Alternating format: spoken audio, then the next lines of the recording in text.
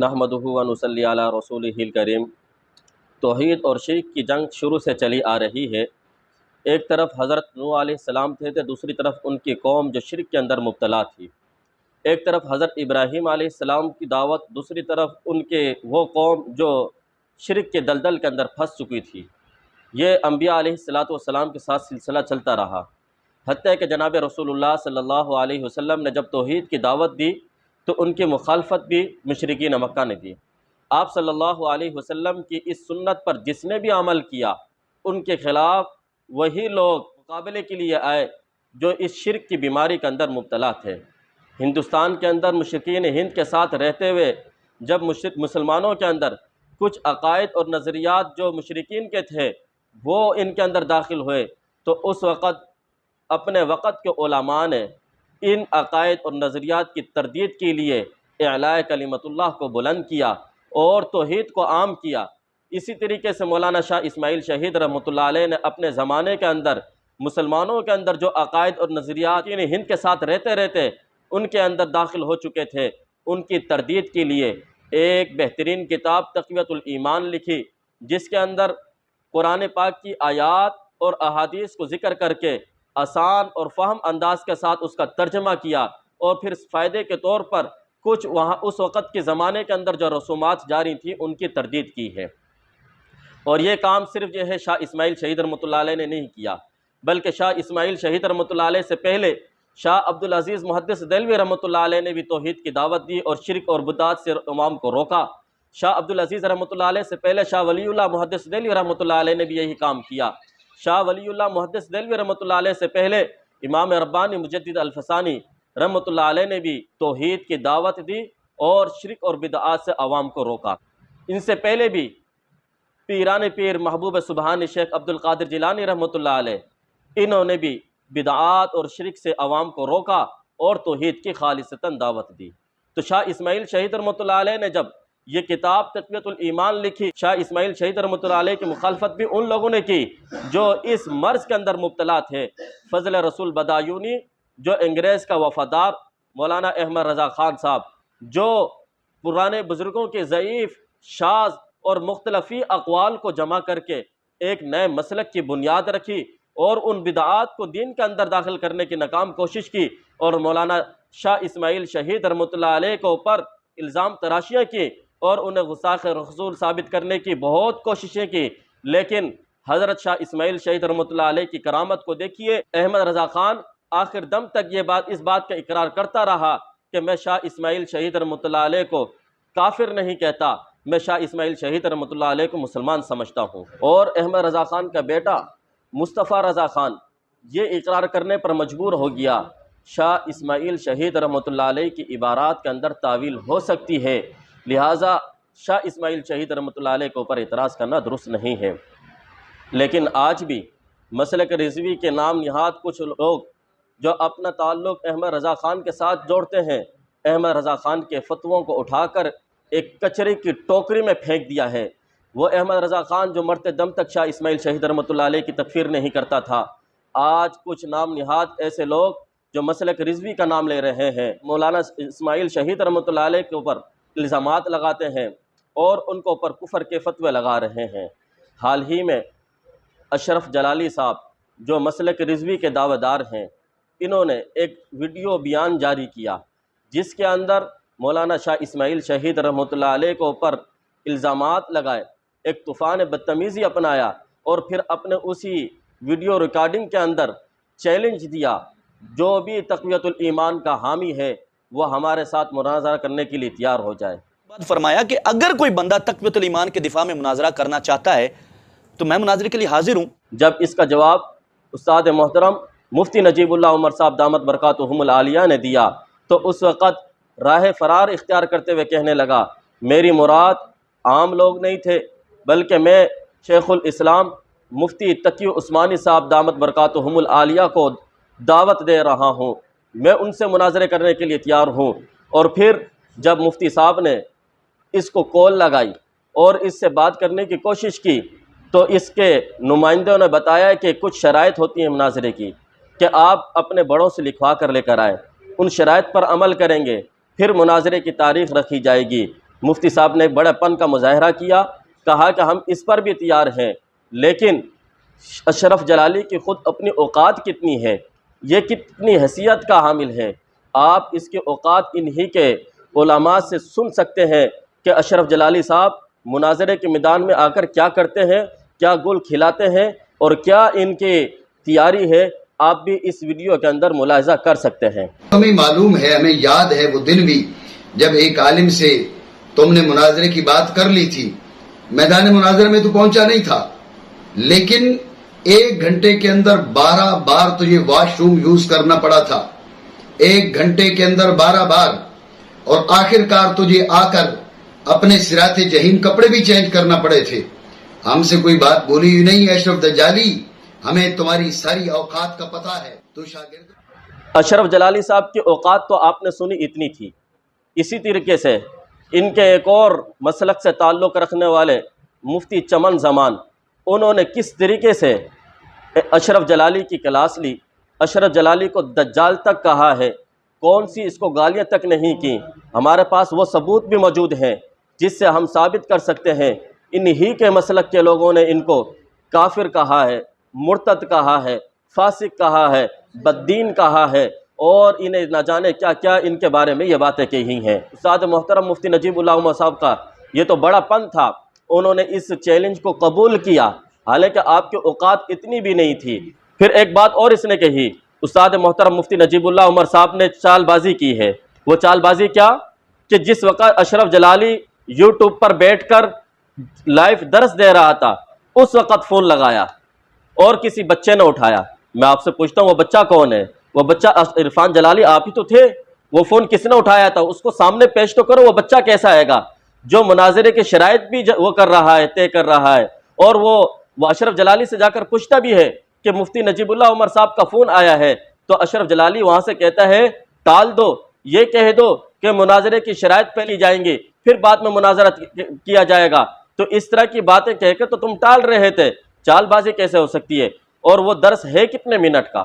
Total 13 minute کا درس ہے گا، یعنی 13 منٹ یہ بھی کہہ سکتا تھا کہ 15 منٹ کے بعد دوبارہ فون کر لو۔ ہم نے 4 دن کا ٹائم دیا مفتی صاحب نے، اور 4 دن کے بعد پھر دوبارہ فون کیا، لیکن ابھی تک وہاں سے کوئی جواب نہیں آیا۔ یہ مخلص نہیں ہے، ان کے دل کے اندر اتنا ڈر اور خوف پیدا ہو چکا ہے کہ ان کو اب چھریاں نظر آ رہی ہیں۔ یہ تو کہہ رہے تھے قربانی کا بکرا بننے کے لیے تم کیوں آ جاتے ہو؟ مناظرے کی دعوت اور چیلنج ہم کر رہے ہیں مفتی تقی عثمانی صاحب کو، اور آپ اس کو قبول کرتے ہو، آپ کیوں بکرا قربانی کا بکرا بننا چاہتے ہو؟ تو میں جواب یہ دوں گا آپ کو کہ آپ کو اصل میں چھریاں نظر آ رہی ہیں، قربانی کا بکرا آپ بننا چاہ رہے ہو، اس لیے آپ جو ہے بچنے کے لیے کبھی ادھر بھاگتے ہو کبھی دوسری طرف بھاگتے ہو۔ تو جو اصل قصاب بیٹھے ہوئے آپ کے لیے، آپ یہاں پر جو ہے رجوع کریں۔ اور پھر اس نے 20 ستمبر کو ویڈیو بنائی، اور وہ درس تھا 6 ستمبر کو۔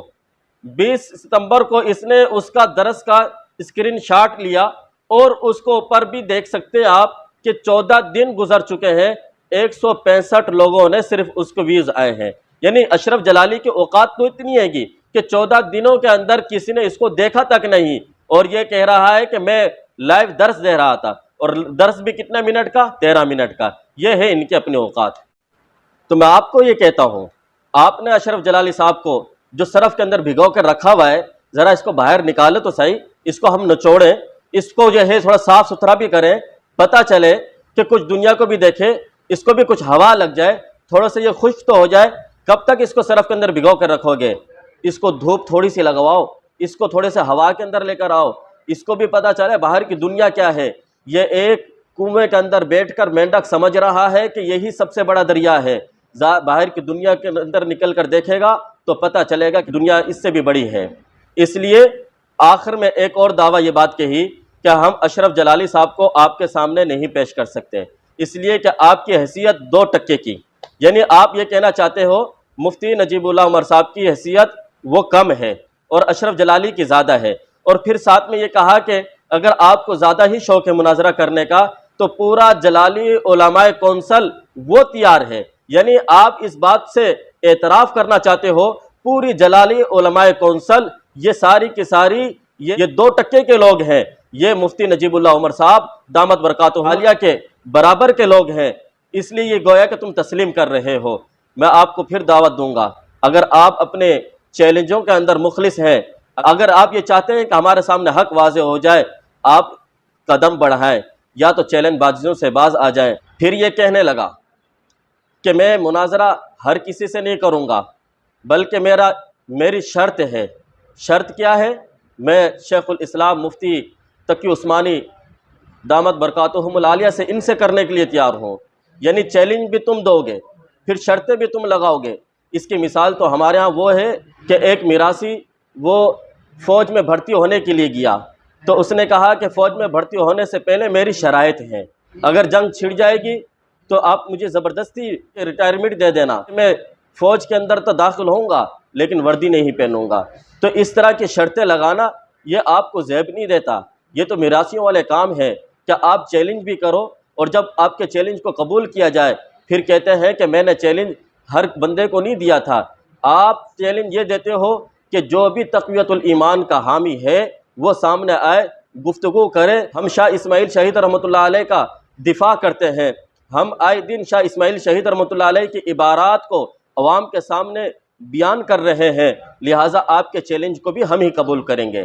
پھر آپ نے اپنے شاگردوں کو سامنے کر دیا۔ 3 سال پہلے آپ نے ایسے ہی ایک بھڑک ماری اور کہا کہ کوئی بھی بلال شاہ کا حامی ہو سامنے آئے مناظرہ کرنے کے لیے۔ اس وقت بھی استاد محترم مفتی نجیب اللہ عمر صاحب دامت برکاتہم العالیہ نے آپ کے اس چیلنج کو قبول کیا تھا۔ کچھ دنوں کے بعد دوبارہ ویڈیو بنائی، کہنے لگا کہ کچھ لوگ وہ کماد سے باہر نکل کر آ کر چیلنج ہمارے قبول کر رہے ہیں۔ میری مراد وہ لوگ نہیں ہیں، بلکہ میری مراد شیخ الاسلام مفتی تقی عثمانی دامت برکاتہم العالیہ ہے۔ آپ کی اوقات ہی کتنی ہے کہ آپ شیخ الاسلام مفتی تقی عثمانی دامت برکاتہم العالیہ کے ساتھ مناظرہ کرنے کا چیلنج دے رہے ہیں؟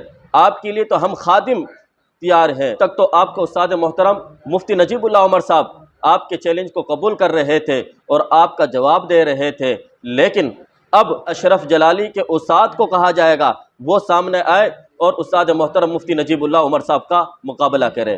آپ کو مناظرہ کرنا ہے، آپ کے شاگردوں کو مناظرہ کرنا ہے، وہ ہمارے ساتھ کرے، ہم تیار ہیں۔ پچھلے سال آپ نے ایک ایسی ہی بھڑک ماری اور اس وقت بھی کہا کہ مناظرہ کرنے کے لیے آپ کا ایک شاگرد سامنے آیا، عرفان جلالی، کہنے لگا کہ میں تیار ہوں۔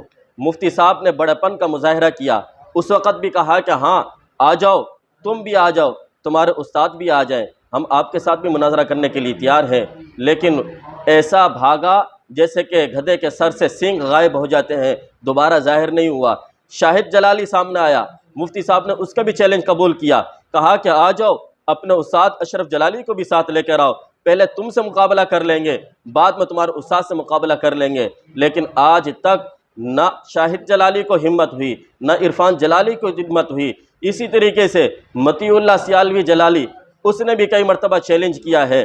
استاد محترم مفتی نجیب اللہ عمر صاحب دامت برکاتہم العالیہ نے اس وقت بھی بڑے پن کا مظاہرہ کیا، اور وہ مطیع اللہ سیالوی جو اشرف جلالی کا دایاں بازو سمجھا جاتا ہے، جو اشرف جلالی کے برابر کا منصب کا آدمی ہے، چیلنج کو قبول کیا۔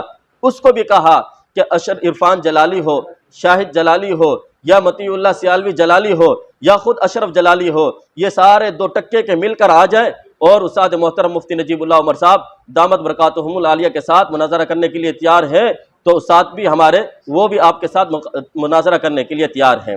لیکن آج تک یہ آپ کو ہمت نہیں ہوئی۔ اور اس نے پھر تقویت الایمان کو اوپر ایک ویڈیو بنائی، تقویت الایمان کا ایک جائزہ، اور اس کے اندر وہی طوفان بدتمیزی اختیار کی اور یہ دعویٰ کیا کہ شاہ اسماعیل شہید رحمۃ اللہ علیہ نے عام مسلمانوں کو مشرک بنا دیا ہے، ایسی چیزیں جو شرک نہیں بنتی تھی ان کو شرک کر دیا ہے، اور پھر اس پر جو ہے حوالہ پیش کرنے لگا ارواح ثلاثہ کا۔ الحمدللہ استاد محترم مفتی نجیب اللہ عمر صاحب دامت برکاتہم العالیہ نے اس کا بھرپور جواب 2.5 گھنٹے کی ویڈیو کے اندر دے چکے ہیں، آپ اب بھی اس کو ملاحظہ کر سکتے ہیں۔ اسی طرح ایک اور بات اس نے کہی، عرفان جلالی نے آ کر یہ بات کہی کہ میں مناظرہ کرنے کے لیے تیار ہوں۔ جس طریقے سے آپ کو یہ بات ہضم نہیں ہوتی نا کہ آپ جو ہے مفتی تقی عثمانی صاحب دامت برکاتہم العالیہ کو ہمارے سامنے نہیں بٹھا سکتے، اسی طریقے سے ہم بھی یہی نہیں چاہیں گے کہ اشرف جلالی کو تمہارے سامنے بٹھائیں، بلکہ آپ کو مناظرہ کرنا ہے تو ہم آپ کا بخار اتارنے کے لیے تیار ہیں۔ تو آپ کو ہم یہی کہتے ہیں کہ آپ آ جائیں۔ اور پھر ساتھ میں یہ کہا کہ اگر بالفرض آپ نے مفتی تقی عثمانی صاحب دامت برکاتہم العالیہ کو سامنے پیش کر بھی دیا تو ہم اشرف جلالی کے پاؤں پکڑیں گے۔ یعنی یہاں تک نوبت ہے، تمہیں ابھی تک یہ بھی معلوم ہے اشرف جلالی صاحب سامنے آنے والے نہیں ہیں، ان کے پاؤں پکڑنے پڑیں گے، ان کے پاؤں پر ہاتھ رکھنے پڑیں گے۔ خدا کے لیے اب تو آ جائیے، اب ہماری ناک مت کٹوائیے۔ اس مجلس میں تم تقی عثمانی کو میرے سامنے بٹھاؤ گے نا، اسی مجلس میں میں قبلہ کے قدم پکڑ کے تمہارے سامنے بٹھا دوں گا۔ حضور مفکر اسلام کنز العلماء کے قدم پکڑ کے ان کو لے آتے ہیں۔ اس طرح کے دعوت آپ لوگ کر رہے ہیں۔ اور پھر اس نے شاہ اسماعیل شہید رحمۃ اللہ علیہ کی اوپر الزام لگاتے ہوئے یہ بات کہی کہ شاہ صاحب نے یہاں تک کہہ دیا کہ جو شخص محرم کے دنوں کے اندر پان کھانے سے روکے وہ آدمی بھی مشرک ہے۔ حالانکہ یہ اس نے بہتان لگایا اور لعنت اللہ علی الکاذبین کا مصداق بن گیا ہے۔ شاہ اسماعیل شہید رحمۃ اللہ علیہ نے اپنے زمانے کے حالات کو سامنے رکھتے ہوئے، قرآن کریم کی اس آیت کو سامنے رکھتے ہوئے وَلَا تَقُولُوا لِمَا تَصِفُ أَلْسِنَتُكُمُ الْكَذِبَ هَذَا حَلَالٌ وَهَذَا حَرَامٌ کہ بعض لوگ محرم کے دنوں کے اندر پان کھانا یہ مباح عمل ہے، لیکن محرم کے دنوں کے اندر روکتے ہیں کہ پان مت کھاؤ، اس لیے کہ پان خوشی کے موقع پر کھلایا جاتا ہے اور محرم کے دن سوگ کے دن ہے، اس لیے پان مت کھایا جائے ان دنوں کے اندر۔ یا اس وجہ سے روکتے تھے کہ پان کی پیچ اس کی رنگت سرخ ہے اور یہ خون کے مشابہ ہے۔ اس دن کے اندر، اس مہینے کے اندر نواز رسول حضرت حسین رضی اللہ عنہ کو شہید کیا گیا تھا، یہ ان کے ساتھ مشابہت ہے، اسی وجہ سے پان کو ان دنوں کے اندر نہ کھایا جائے۔ تو شاہ اسماعیل شہید رحمۃ اللہ علیہ نے ان کا رد کرتے ہوئے کہا کہ جس طریقے سے قرآن کہتا ہے جو اللہ نے حلال چیزیں کی ہیں تم ان کو اپنی طرف سے حرام مت قرار دو، تو پان کھانا ایک مباح عمل تھا، چونکہ وہ ایک عقیدے کو سامنے رکھ کر محرم کے دنوں کے اندر خاص طور پر پان کھانے کو منع کرتے تھے۔ اس لیے شاہ اسماعیل شہید رحمۃ اللہ علیہ نے اس آیت کے تحت اس آیت کی تفسیر کرتے ہوئے یہ بات کہی کہ یہ مباح عمل ہے اور اس سے روکنا گویا کہ شرک کو اختیار کرنا ہے، یہ کوئی بری بات نہیں ہے۔ اگر ایسے ہی ہے، اگر تمہارے دلوں کے اندر انصاف ہے تو میں تمہاری کتابوں ہی سے یہ چیزیں دکھا سکتا ہوں۔ آپ ہی کے مسلک سے تعلق رکھنے والے بہت بڑے عالم دین مولانا غلام رسول سعیدی تبیان القرآن جلد 6 کے اندر صفحہ نمبر 586 کے اوپر کیا لکھتے ہیں؟ اس صورت میں اللہ تعالیٰ نے مشرکین کی بدعقیدگیوں کا رد فرمایا ہے اور جن چیزوں کو اللہ تعالیٰ نے مباح قرار دیا ہے ان کو حرام کہتے ہیں۔ گویا کہ یہ مشرکین کا طرز ہے کہ جن چیزوں کو اللہ نے مباح قرار دیا ہے یہ ان سے روکتے ہیں، منع کرتے ہیں۔ شاہ اسماعیل شہید رحمۃ اللہ علیہ نے یہی بات تو کہی، جو محرم کے دنوں کے اندر پان کھانے سے روکتا ہے، منع کرتا ہے، گویا کہ وہ ایک قسم کا شرک اختیار کر رہا ہے۔ میں آپ کے ہی مسلک سے ایک اور بزرگ کی حوالہ آپ کے سامنے پیش کرتا ہوں، تمہارے ہی مسلک سے تعلق رکھنے والے بہت بڑے عالم دین، یہ میرے پاس کتاب ہے تفسیر مظہر القرآن، وہ اس کتاب کے اندر وہ اس آیت کی تفسیر بیان کرتے ہوئے کیا لکھتے ہیں؟ صفحہ نمبر